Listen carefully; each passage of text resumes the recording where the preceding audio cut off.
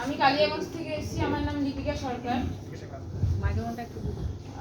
আমার প্রচন্ড গ্যাসের প্রবলেম ছিল, যে এত গ্যাসের প্রবলেম ছিল যে গ্যাসের জন্য আমাকে হসপিটাল ভর্তি হয়েছিল। 2-3 বার আমি অজ্ঞান হয়ে গেছিলাম। আর এমন অবস্থায় যে আমি মানে বিছানায় মানে শয্যাশায়ী মতো হয়ে গেছিলাম, যেমন বয়স্করা থাকে, যে আমি খেতেও পারতাম না, উঠতে পারতাম না, বসতে পারতাম না।